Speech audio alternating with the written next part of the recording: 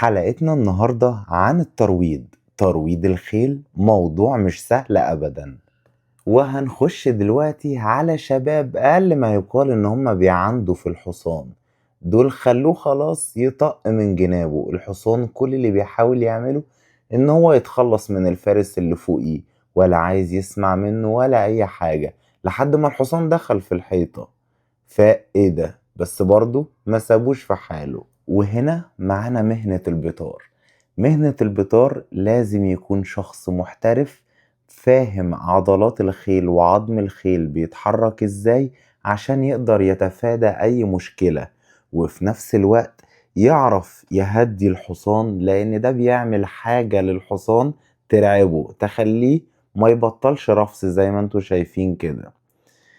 البيطار اللي قدامنا ده بيشرح لتلميذ معاه ازاي يقدر يمتص غضب الحصان، ويقدر يخلي الحصان يرفع رجليه ويسلمها له بكل أريحية، من غير ما يخش في مشاكل مع الحصان أو يبقى الموضوع موضوع عناد. وهنا بيوريله إنه زي ما شغال بإيد في الرجل، شغال في إيد تانية بيهرش بيها للحصان أو بيطبطب عليه. واحدة واحدة الحصان بالفعل بدأ يسلم له، على عكس ما كان ماشي مع زميلنا الأولاني.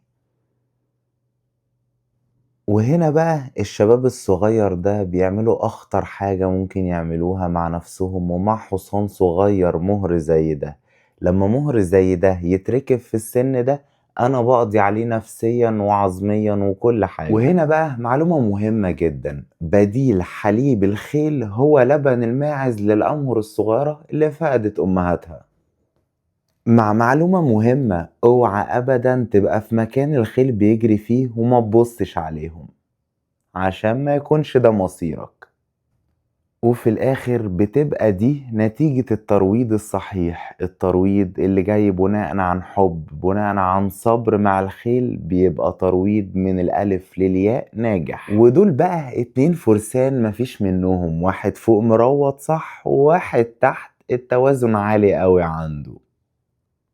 وما تنساش تخش على صفحة القناة عندنا وتتفرج على فيديوهات الترويض، هتلاقي فيديوهات كتير روضنا فيها خيل كتير.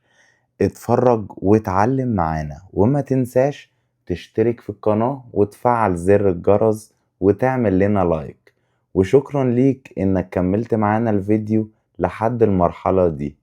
هسيبك واشوفك في فيديو جديد. مع السلامة.